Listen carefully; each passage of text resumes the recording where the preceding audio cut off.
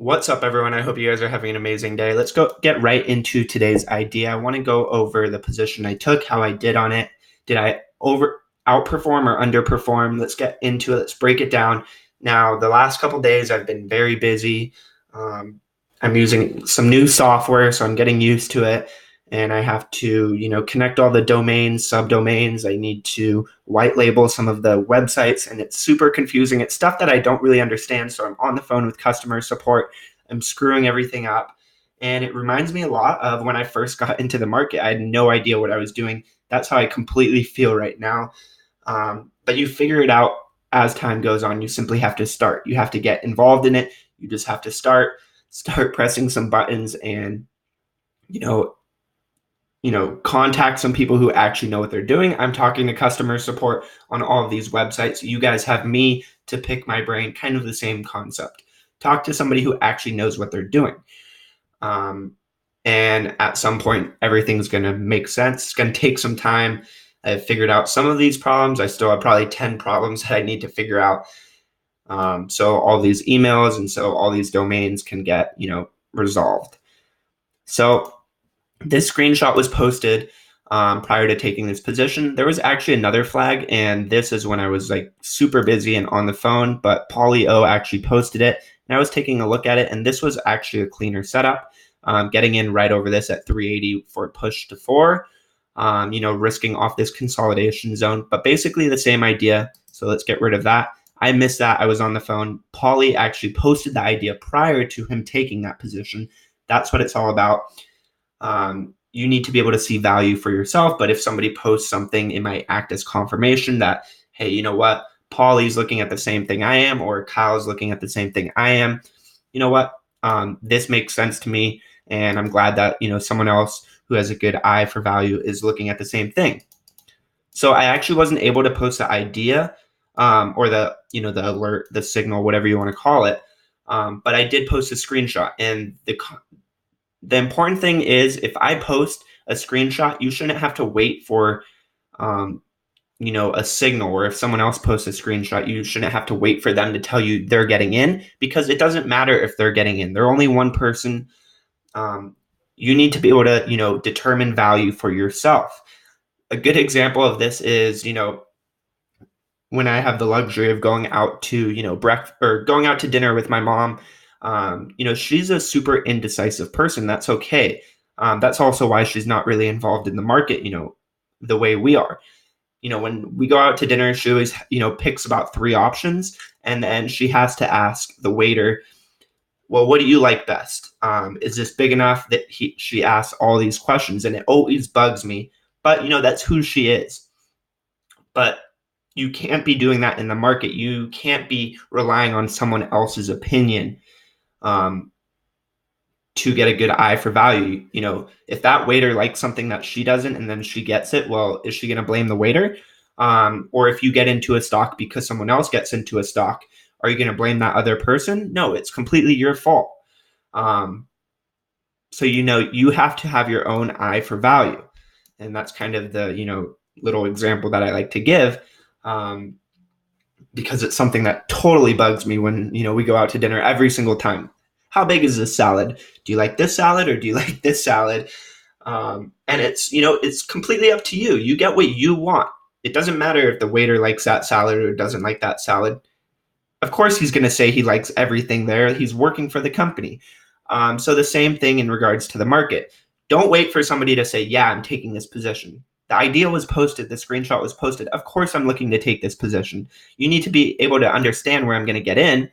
And you need to be able to understand where you might want to get in, if it is part of your setup, if it is part of your playbook, because they should be around the same exact areas. Getting in on the flag break. So that's super easy. Determining where you should be getting in is very easy, right as it breaks over that flag. So at this, it was at 395. I got in at 395. Where is the resistance that I want to sell into? Well, the resistance is right around here. And you can see that's around 425. So that is my first target, but it can't be at 425. It needs to be under 425 because people are going to sell into that. So I want to sell before them. So my first target is 420, as you can see down here, and it actually tapped 420 to a T. And I was looking for the bigger move. I was on the phone with customer support. And this is where I should have sold half. I should have had an order out there to sell half. I probably would have filled some shares, sold the rest at 419. But instead, I looked for that bigger move. I was on the phone. Okay, this is going to be a home run. I had some nice size. This is going to be a home run.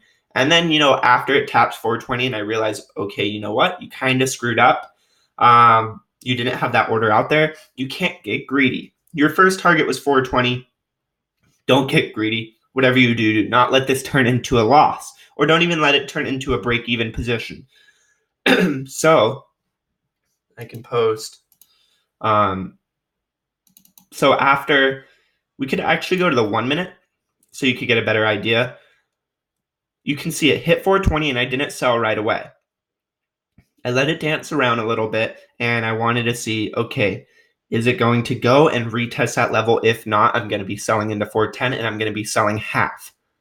And then, my final target was around 440. So I say, okay, if it can't make that push, I'm going to see if it can make that push. If buyers want to come in, if this wants to squeeze out shorts.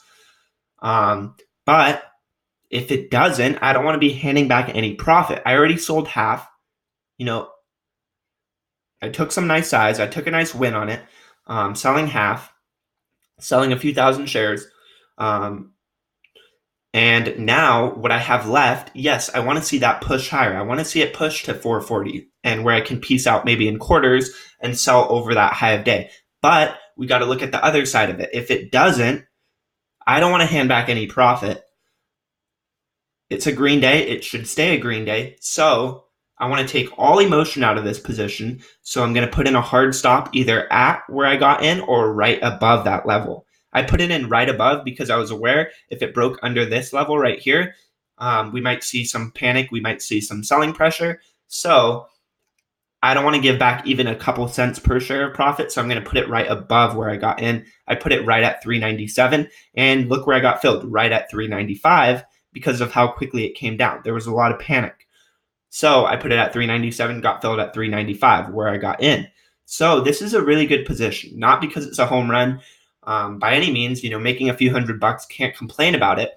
The one poor thing that I did is I didn't have my order out there to sell half at 420. I was looking for a little bit bigger of a move, but when I realized, okay, you screwed up a little bit, that's okay. Let's not get greedy. Let's not wait for that push back to 420. Why don't we sell into 410, into 412, 413, that zone, if it can't break back over?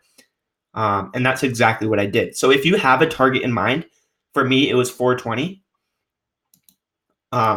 It was 425. I'm aware that resistance at 425. So I'm aware that it might not be able to get over that level. And if it hits my target to a T or a couple cents, 420, my first target, there's a reason my target's there. And it's because a few cents above is resistance. So I have to keep in mind that, hey, this stock might not be able to break over that resistance. So because it already hit that level once, it already hit that target and it failed, it might not retest that level and might not break out.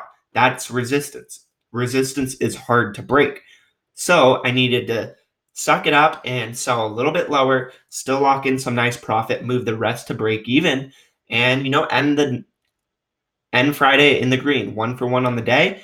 I'm happy with this position. By no means was a home run, but made a few $100. Been super busy all day. That's kind of what the market's all about. You can do other things as well. You can go work a 9 to 5. You can work a part-time position. You can be on the phone with customer support for the last 24 hours and still have the ability to, make, more money than some people can, working a whole day or working for a whole week or month or year. That's what the market provides you with, but it does take time. If you're not in these shoes yet, if you're not in my shoes yet, or some of the other people who are consistent in this market, don't worry. It comes with time. It really does take time. Start small, use a simulation account or use very small size. Pick my brain, pick some of the people who are consistent within our group, pick their brain, and good things are going to come. It's not going to take you as long as it took me to find consistency because you guys are in an excellent group. You guys aren't in a crappy group who's running after momentum, who doesn't understand risk to reward. We understand this. We talk about these concepts all day. We really work on getting rid of, that FOMO feeling that you guys get. I really have no FOMO anymore. Today, this ran all the way from, $2 basically to $4.54. I saw a couple people were saying, oh, I missed it. I missed it. And I'm always thinking, no, that's a good thing. There's a stock that is running. And when a stock is running, it means shorts are getting squeezed out. A lot of them are holding the bag. And if it holds, above its highs, if it holds above 350, these pre-market highs, or holds above some key support, hey, it's probably going to set up again. There's no need for me to run after it, because if I run after it, I'm going to be a part of the herd. The herd loses money. There's no reason for me to get in at 425 or buy that break at 450 here. There's no need for that. That's what everyone else is doing. I don't want to do that. I want to make money in this market, so I'm going to sit back. Hey, this stock is showing, the ability that it could set up later on. Let me wait back, and it might do that for me. And if it doesn't, that's completely okay. Sometimes you'll miss a setup, sometimes you'll miss a signal, and life goes on. There's always another day. Good things will come. Don't worry. Remain patient. If you have any questions, please pick my brain. Whether I'm snowboarding, whether I'm at home, whether I'm in the car, if you guys send me something through Discord or a private DM or even an email, I answer within a few minutes, and that's because I really do love helping you guys out. I love seeing you guys find consistency in the market and really being able to, find that freedom that many of you guys are looking for. So if you guys have any questions, please let me know. I'm happy to help. Take care, everyone. Happy Friday. I saw a lot of people crushing it, and that's amazing. Don't be afraid to ask any questions. Take care, everyone.